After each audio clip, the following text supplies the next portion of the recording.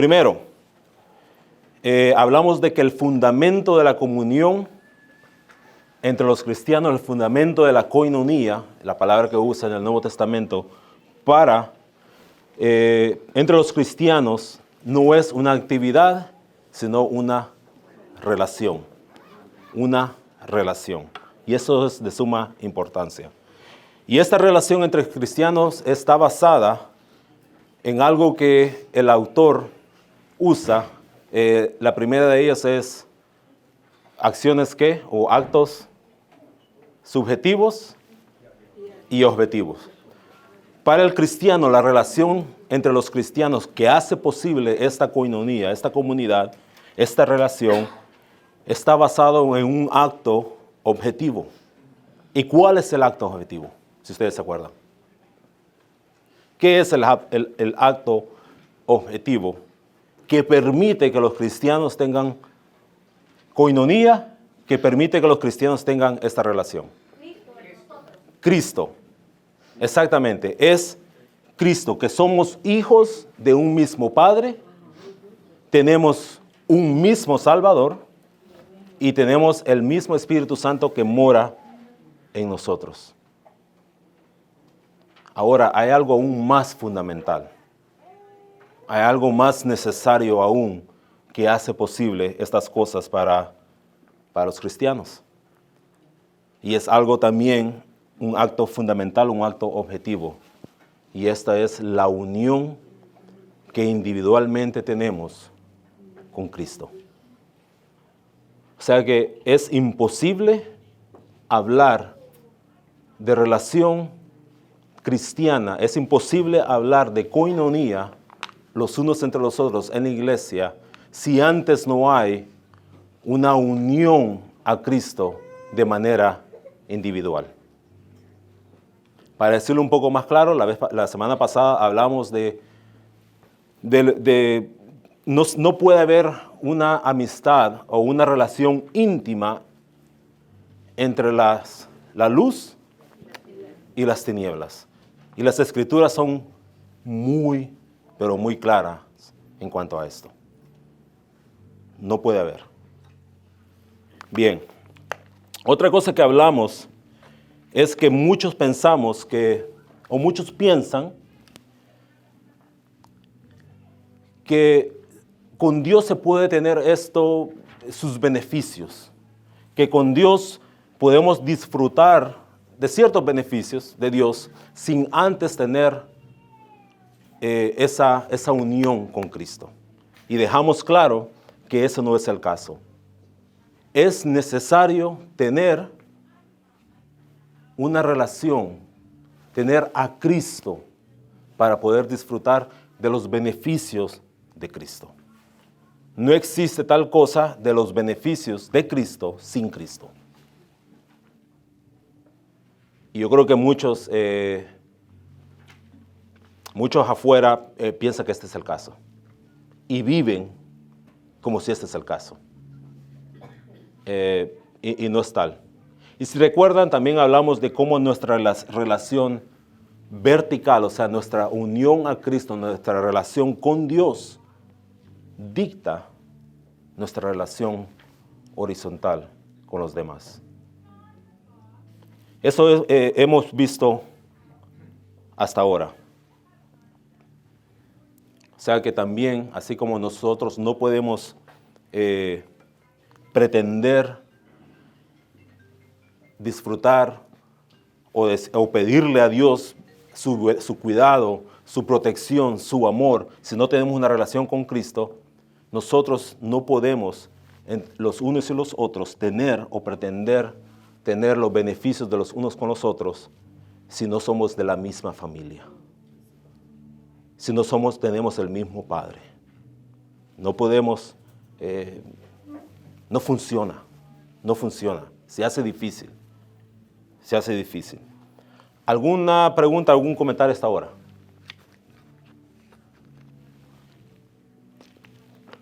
Bien, corto va a ser entonces. No lo vi. Yo no estaba aquí, pero me imagino que influye el hecho de que eso no indica que no tenemos relaciones No, y lo dijimos. Sí, dijimos, eso no significa que nosotros no tengamos amigos que no son cristianos o que no tenemos relaciones. Lo que sí dijimos en cuanto a eso es que en cada una de esas relaciones nuestras actividades y todo lo que hacemos son evangelísticas. ¿Que siempre le vas a estar hablando del evangelio? No, pero tu actitud y de la forma que te manejas y las cosas que abordas siempre van a llevar la intención atrás de ellas de Cristo, de Cristo. Porque si sos amigo o amiga de ellas o de él, es porque lo querés hasta cierto punto y querés lo mejor para esa persona y no querés que se vaya para el infierno. Querés que Cristo more en ellos y en el día final sean encontrados fieles. Por eso, pero sí, no decimos, no, usted solo con cristianos júntese y con nadie más. No estamos diciendo eso, de ninguna manera, sí. Cuando hablamos de esta unión necesaria y esta comunión, no solamente entre los hermanos, pero con Cristo y con Dios, dijimos que los antiguos, muchos escritores antiguos, los puritanos y algunos otros más adelante, tenían una frase para explicar esto. Y la frase es unión y comunión. Ellos hablaban de esta unión con Cristo y esta comunión con Cristo para describir este proceso que se daba, que era necesario tanto con el Señor como los unos con los otros. Y el autor, y dijimos que el autor habla de dos analogías. Él usa dos analogías y habla de ellas que se dan en las Escrituras, en el Nuevo Testamento. Y la primera de ellas, cuando hablaba de la unión a Cristo y la necesidad de la unión a Cristo, él usa Juan capítulo 15. Juan capítulo 15, de versículo 1 hasta el versículo 4, 5. Que habla de que, dice Jesús, yo soy la vid y vosotros los pámpanos.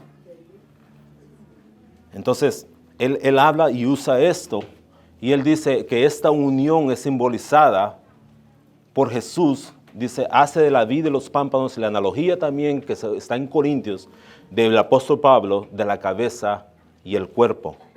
Y él dice lo siguiente: la intención detrás de ambas ilustraciones es enseñar que el creyente está unido a Cristo, de tal manera que comparte en toda la virtud y poder que mora en Cristo resucitado y glorificado. Así como los pámpanos comparten la vida de la vid, y así como el cuerpo comparte la vida de la cabeza, así también el creyente participa de la vida de Cristo, porque estamos en Cristo, estamos en Él. Y hablamos un poco de cómo esto no es una transacción, o sea, no es una relación simple. Y él habla él hace un ejemplo, dice, bueno, así como nosotros hablamos de tu mano, tu cabeza, cuando decimos eso no solo estamos diciendo que te pertenece, o sea, que es tuyo, sino que hace parte íntegra tuya. De igual manera, aquellos Cristo y los que son de Él, somos parte de Él, recibimos la vida de Él, vivimos porque Él vive. La vid y los pámpanos. Los pámpanos no pueden tener vida si no están pegados a la vid, se mueren. Entonces él dice, él hace dice esta parte de cosas. Como hijos de Dios, como cristianos, estamos unidos a Cristo y no es una simple asociación, sino que es una unión. Él es nuestro y nosotros le pertenecemos a Él. Y yo creo que cuando pongas a pensar en eso, Él es nuestro y nosotros le pertenecemos a Él. Es algo íntimo, es algo glorioso. O sea, nosotros no le pertenecemos a Dios como simple propiedad de Él. No, somos parte de Él. Somos parte de Cristo. Vivimos porque Él vive. El poder para vivir lo recibimos porque estamos en Él, porque Él vive en nosotros. Y esto es importante de entender porque una de las razones, y tal vez vamos a ver un poco eso más adelante, una de las razones por la cual muchos cristianos viven una vida no victoriosa, por la mejor palabra que se me viene a mí a la cabeza. Bueno, sí, puede ser. Es porque viven la vida en sus fuerzas. Y hay ciertas cosas teológicas que no le ponen atención y no se apropian de estas enseñanzas y viven de acuerdo a ellas. Apropiarse de que Cristo vive en mí, Él me pertenece a mí y yo le pertenezco a Él. La vida que ahora vivo, la vivo en Él. La fuerza que yo tengo ahora para victoria sobre el pecado, sobre todo, es porque Él vive en mí. Pero sin embargo, vivimos a veces, yo creo en Cristo, sí creo en Cristo. Pero eso lo digo a las 7 de la mañana. De las 8 a las 11 de la mañana, a las 11 de la noche, vivo todo en mi fuerza. Y a ver cómo salgo de aquí. Pero si nosotros constantemente nos estamos recordando de ciertas cosas, verdades teológicas, nos ayudarán a vivir una vida más victoriosa. Bien, el autor también habla de cómo a él le tomó tiempo de darse cuenta de esto. A él le tomó algún tiempo, después de su conversión, darse cuenta y vivir a la luz de estas verdades gloriosas, especialmente el hecho de que Cristo en mí, o en Cristo yo puedo hacer uno y lo otro. Y él dice lo siguiente, él dice, me di cuenta que cada expresión de la vida cristiana en mí y a través de mí, desde mi conversión, era resultado de mi unión a Cristo y la vida de Cristo obrando en mí. Cada deseo de leer las Escrituras, cada deseo de estudiar la Biblia, cada deseo de hacer su voluntad en una situación o en la otra, y cada manifestación del fruto del Espíritu Santo, por más pequeño que fuese, era por la vida de Cristo en mí. Y él dice que le tomó mucho tiempo después de su conversión entender estas cosas, que el Señor le abriera su mente a estas cosas para vivir de acuerdo a esto. ¿Cómo vivimos usted y yo, hermano? ¿Vive usted con esto en mente? ¿Se levanta usted o hay una situación y usted dice, Señor, ¿qué hago aquí? Yo no puedo. Yo no puedo con esto, yo no puedo con lo otro. Lo que sí quiero hacer es hacer tu voluntad. Muéstrame, dame las fuerzas. Que lo que tenga que hacer lo haga en tu fuerza. Yo creo que muchos lo decimos, pero en la vida real, no lo sé. Díganme, cuéntame ustedes. ¿Cuesta? ¿O no cuesta?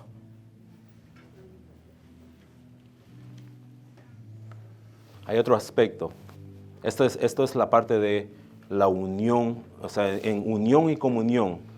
Esa es la parte de la unión con Cristo. El poder, la fuerza, la vida viene porque estamos en Cristo, estamos unidos a Cristo.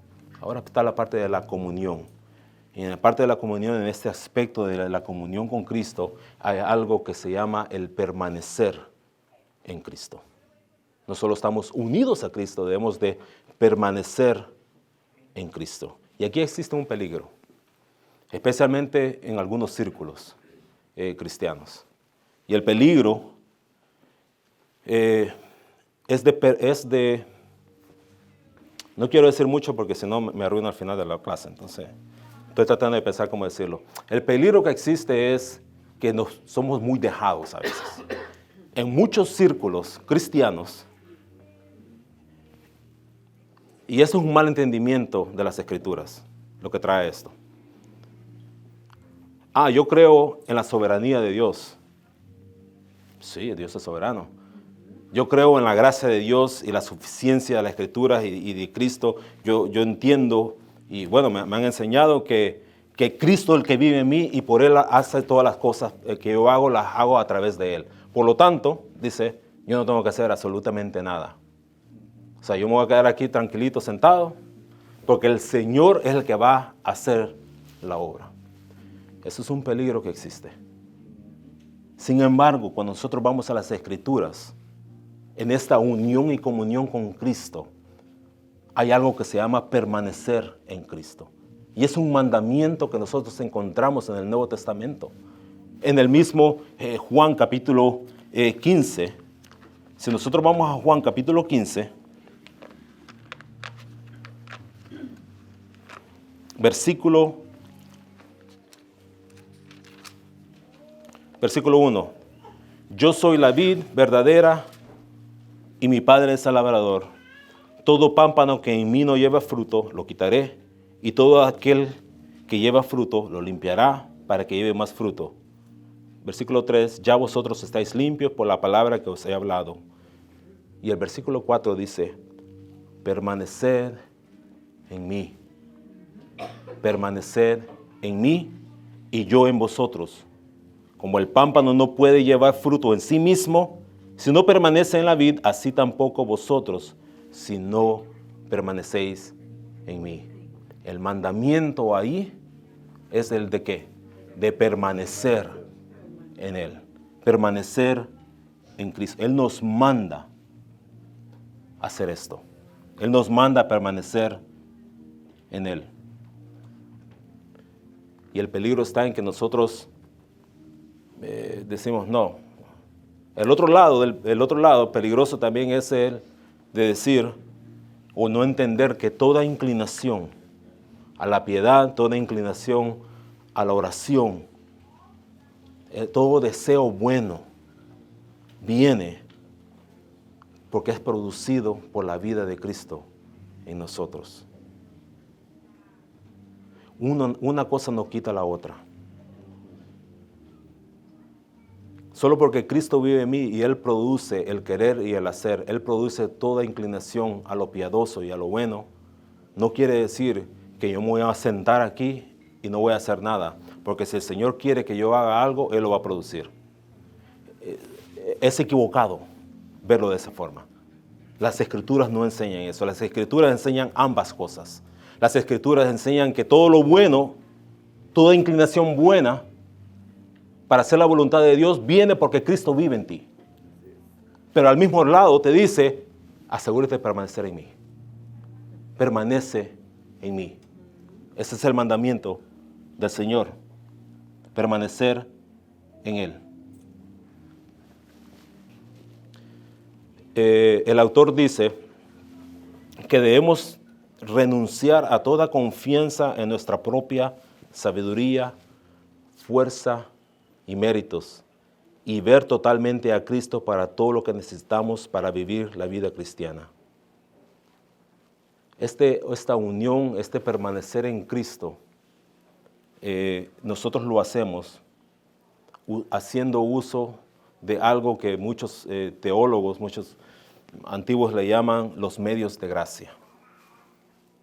Los medios de gracia es como la predicación de la palabra de Dios, la lectura de la palabra de Dios, la oración, la Santa Cena, son medios de gracia que Dios, las herramientas, los instrumentos que Dios ha dejado para que usted y yo las tomemos y permanezcamos en Él. Él nos da la fuerza, Él nos da la habilidad, Él nos da la voluntad y nos dice, estoy inclinando tu corazón y voy a inclinar a tu corazón a hacer todo lo bueno para mi voluntad. Y aquí están los instrumentos y los medios que yo te doy para hacer crecer esta relación. Una cosa no quita la otra. Él nos ha dejado los medios para crecer. Y el hecho de que usted no tome la Biblia o no quiera orar no diga, bueno, si yo voy a orar es porque el Señor, si no oro es porque el Señor no lo ha puesto ahí, entonces no lo hago. No, el mandamiento es permanece en mí.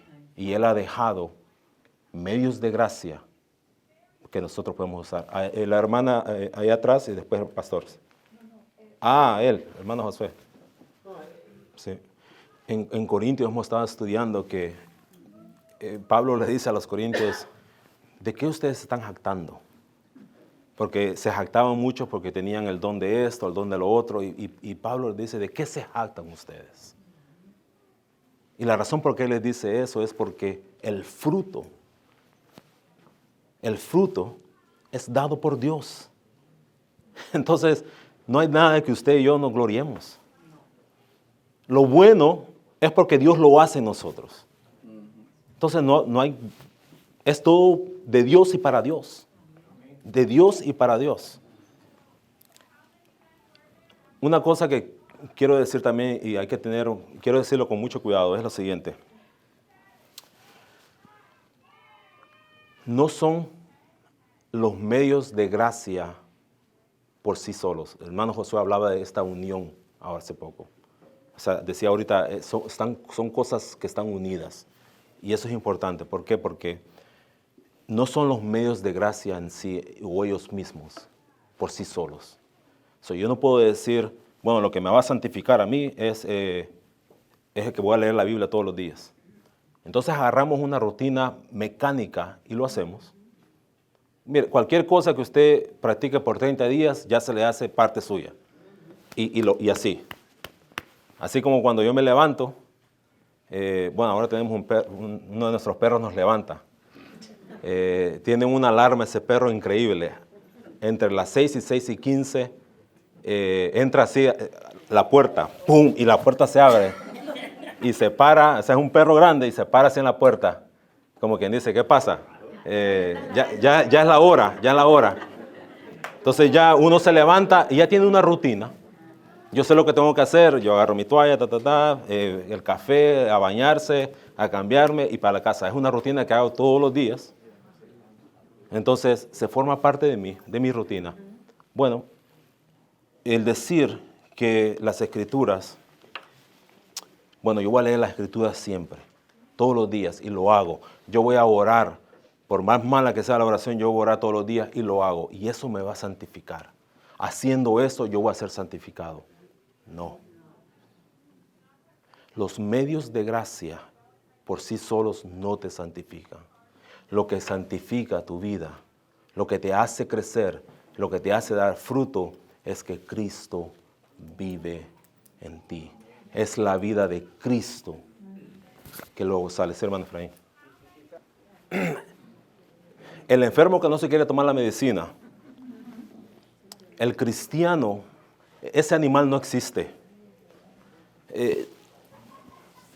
El cristiano que no quiere estar con Cristo, que no quiere hacer uso de los medios de gracia, ¿cómo me encuentro yo con el Señor? Leyendo su palabra, orando. La novia que no quiere estar con su novio, hay algo raro ahí.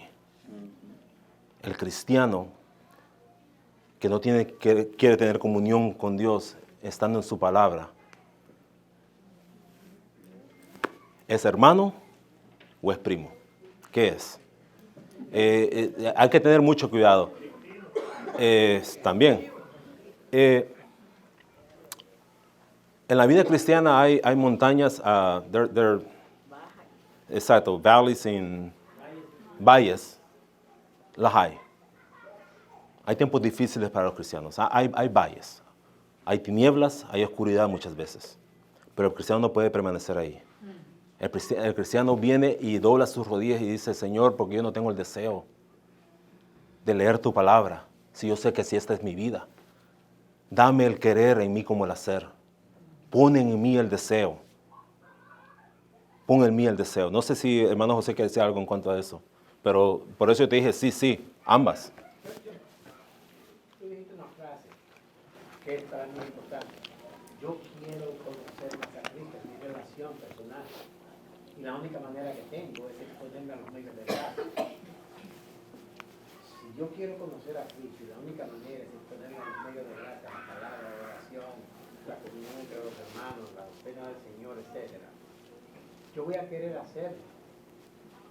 Y como también tú dices, hay días que uno se levanta con el pie izquierdo. Y en esos días, yo creo que, siguiendo a Wilmer, decir, Señor, hoy mi corazón está bien. Pon en mí lo que necesito. Exacto. Para hacer lo que necesito hacer. Sí. Y eso es parte de la relación con Dios. Así es. Es parte de relacionarte con Dios cuando tú reconoces ante Dios esa necesidad. Nosotros vemos eso en los salmistas. Si usted lee los salmos, usted se da cuenta, y los salmistas muchas veces dicen, estoy contrariado. Y le dicen al Señor en los salmos, estás viendo que los enemigos me están atacando y me están comiendo, Señor, ¿vas a hacer algo? O sea, uno ve esta relación de oración y de petición y de confusión, de valles y de montañas, en los salmos de los cristianos. Alguien allá tenía su mano. Bueno, quería decir, sin cruzar la línea, it's a fine line, me imagino. O sea, Yes.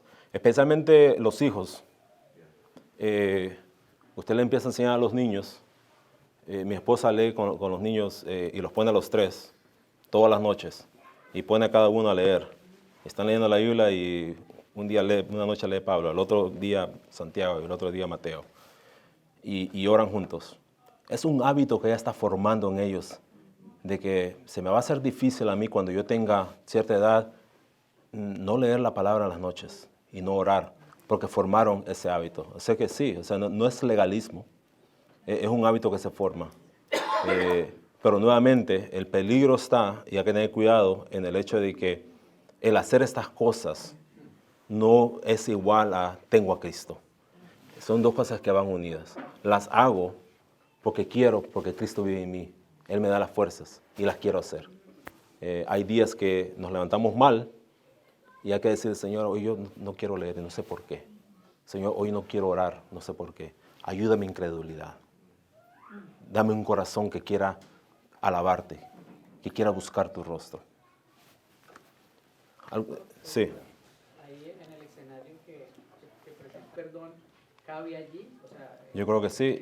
Yo creo que una noche hablábamos con el hermano Luis en cuanto a qué patrón puedo usar yo, o sea, cómo debo yo orar, qué es la mejor forma de orar. Yo digo, el patrón que el Señor nos deja. O sea, siempre nosotros vamos a tener algo por qué pedir perdón a Cristo. Pecamos constantemente. Perdóname, Señor, porque soy un pecador. Señor, perdóname porque específicamente pequé aquí, con mi mente, con mis hechos. Pero doy gracias porque tú eres misericordioso y la gracia de Cristo me limpia de pecado.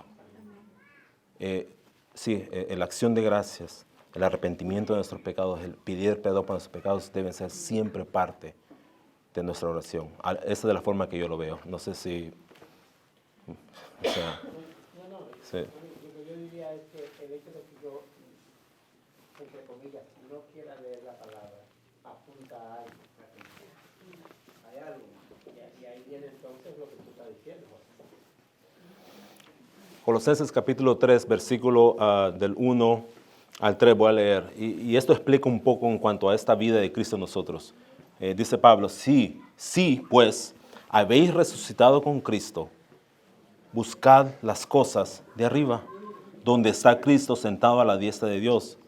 Poned la mirada en las cosas de arriba, no en las de la tierra, porque habéis muerto y vuestra vida está escondida con Cristo en Dios.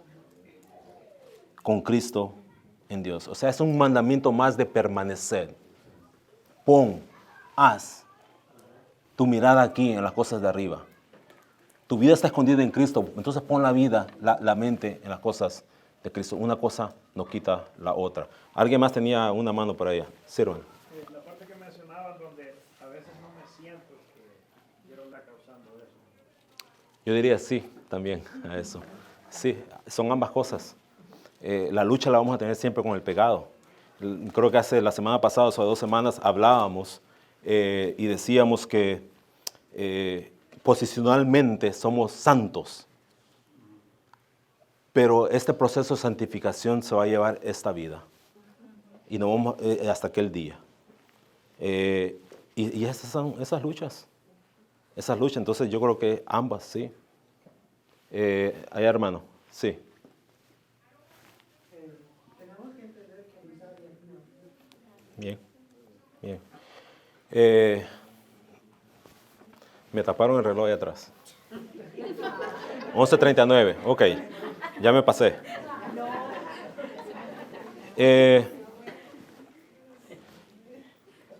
Bien, nuestra mirada entonces debe estar en Cristo, quien es el que nos sustenta, nos sostiene y nos da todo lo que necesitamos para vivir una vida de agrado a Él. Y eso es importante, como dije al principio, los medios de gracia en sí mismos no es Cristo en ti y Él usa los medios de gracia. Y eso es importante entenderlo y vivirlo. Para finalizar, el autor habla de 4 formas de vivir.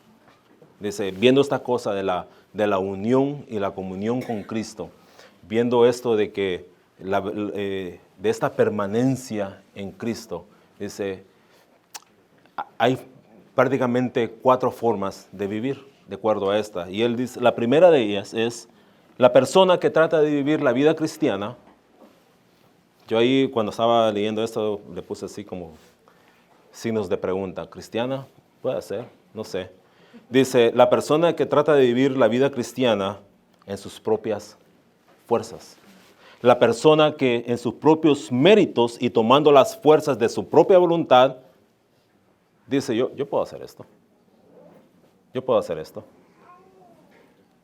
Sin embargo, hemos leído en Juan capítulo 15 que el Señor dice que, capítulo 4, exactamente, separados de mí, nada podéis hacer. Entonces, aquel cristiano o persona que piensa que puede vivir la vida cristiana y agradar a Dios en sus propias fuerzas, aparte de Cristo y de los medios que Él da, la Biblia claramente te dice, no. Está equivocado. Sí, es imposible. Es imposible, porque es la vida de Cristo en ti la que da el fruto y hace que estas cosas pasen en tu vida. El deseo y todo. Por lo tanto, no existe esto de tratar de agradar a Dios en nuestras propias fuerzas o basado en nuestros propios méritos. Y esta persona eventualmente son las que se llenan de desilusión, de frustraciones, y el crecimiento es así o nulo. Son las mismas personas que es aquella semilla que cayó entre espinas o cayó por ahí y el sol le pega y se seca. Es lo que ustedes ven aquí y a los 2 meses dice, bueno, ¿y aquella hermana que venía aquí, qué pasó? ¿Dónde está? Se fue. Son las personas que quieren vivir y hacer las cosas que el Señor les pide que hagan en sus propias fuerzas. Externamente pueden aparentar mucha actividad. Y hay iglesias así. Hay iglesias que aparentan y hacen mucha actividad y aparentemente están en victoria cristiana y están bien. Pero si usted se detiene y empieza a hablar con ciertos hermanos o hermanas de esta actividad, de este movimiento, miren cómo trabajan. No, es que ahí sí trabajan para el Señor. Agarre uno y siéntese 1 o 2 horas y empiezan a hablar. A ver a dónde están. A ver dónde están en cuanto a su fe en Cristo. La vida que llevan refleja la victoria que aparentas. 99% de las veces que yo me encontraba con eso es no. Quieren tapar con actividad una verdadera y real relación con Cristo. Pero estas iglesias dicen estar vivas y llenas de actividad. Y llevan muy poco fruto en cuanto al Espíritu Santo en las vidas que cambian a las personas. la siguiente persona. La segunda manera de vivir es la que ve esto y dice, no, es que yo sé que yo por mis propias fuerzas es imposible.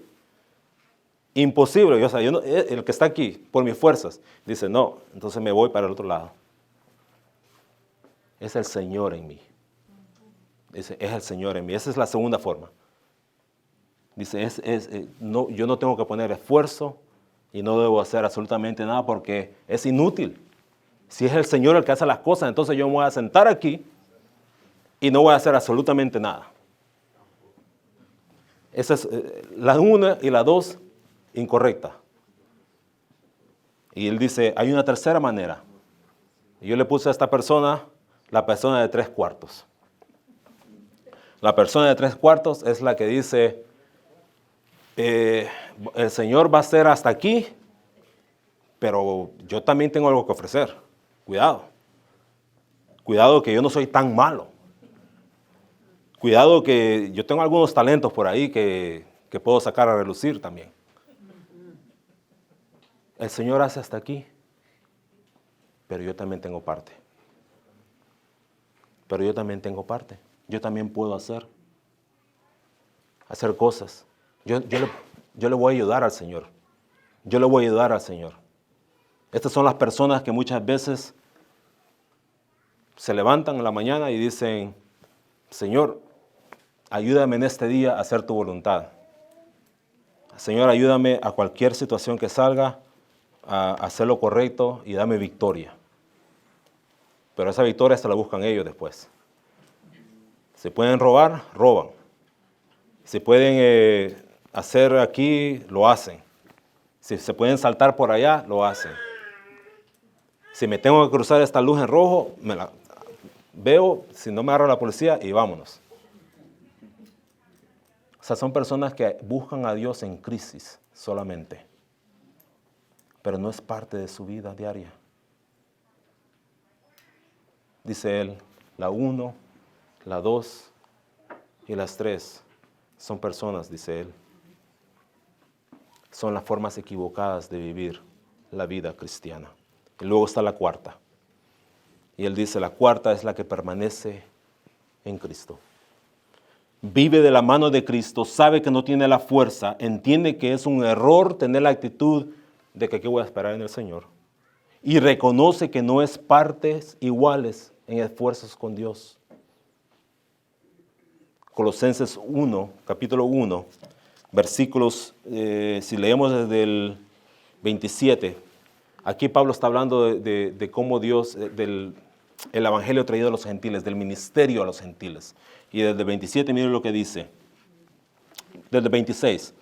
El misterio que había estado oculto desde los siglos y edades, pero que ahora ha sido manifestado a los santos, a quienes Dios quiso dar a conocer las riquezas de la gloria de este ministerio entre los gentiles, que es Cristo en vosotros, la esperanza de gloria, a quien, dice Pablo, a quien anunciamos, amonestando a todo hombre y enseñando a todo hombre en toda sabiduría, a fin de presentar perfecto en Cristo Jesús a todo hombre. Y aquí está la parte, 29. Para lo cual también trabajo, dice Pablo. Yo trabajo, yo hago todo esto, luchando. Y es interesante ahí que la palabra luchar ahí es agonizar. O sea, el trabajo es un trabajo duro y agoniza. Dice él, luchando según ¿qué? La potencia de Él, la cual actúa poderosamente en mí. Yo hago y hasta agonizo haciendo el trabajo del Señor, pero lo hago porque Él vive en mí y Él me da las fuerzas. Y lo hago, dice Él, poderosamente, porque Él actúa poderosamente en mí. Esta es la forma correcta de entender esto, de entender esta unión y comunión, esta unión y permanencia en Cristo. Yo hago porque Cristo vive en mí, porque Cristo vive en mí. Es lo que está diciendo Pablo aquí. La obra que él hacía del ministerio entre los gentiles lo hacía por el poder del Señor en él. Para terminar, déjenme nada más leer algo que el autor del libro dice. Y él dice lo siguiente: el conocer que estamos en Cristo y que si permanecemos en Él, daremos mucho fruto, no debería promover el ser pasivos de nuestra parte. Al contrario, debería promover actividad vigorosa, pero actividad que está totalmente en Cristo, para toda sabiduría, actividad que depende totalmente en Cristo, para toda sabiduría y fuerza, para hacer la obra y completarla. Es el entender que todas las cosas visibles que hacemos en la vida cristiana no cuentan para nada y no van a llegar a nada sin el poder para hacer las que viene de Cristo. Nosotros creemos que Dios es soberano, que Él dirige nuestros pasos.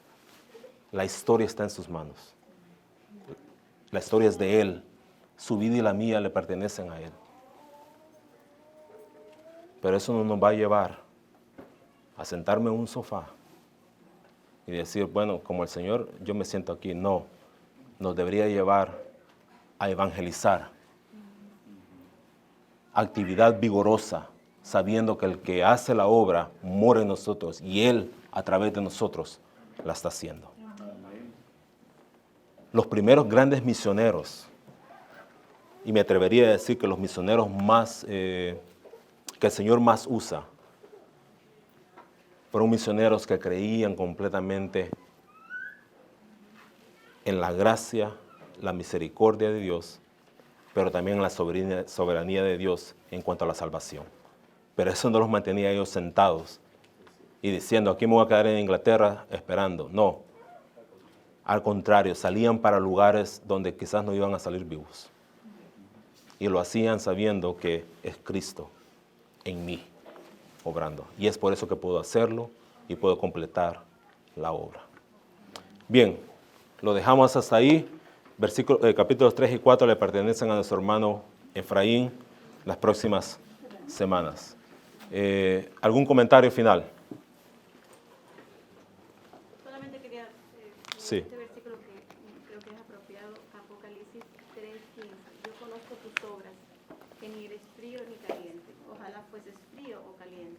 Por cuanto eres tibio y no frío ni caliente, te vomitaré de mi boca. Dios conoce nuestros corazones. No importa lo que hagamos, Dios sabe nuestras intenciones y qué hacemos con ellas. Sí, sí. Palabras duras a escuchar, que el Señor te diga, yo te voy a vomitar de mi boca. Palabras duras a escuchar al final del capítulo 7 en Mateo, donde dice, apartados de mí, hacedores de maldad, yo no los conozco a ustedes. Pero si en tu nombre hacíamos, apartados de mí. Palabras duras que ninguno de nosotros quiere escuchar en aquel día. Bien, vamos a orar para terminar. Hermano Samuel, si nos despiden oración.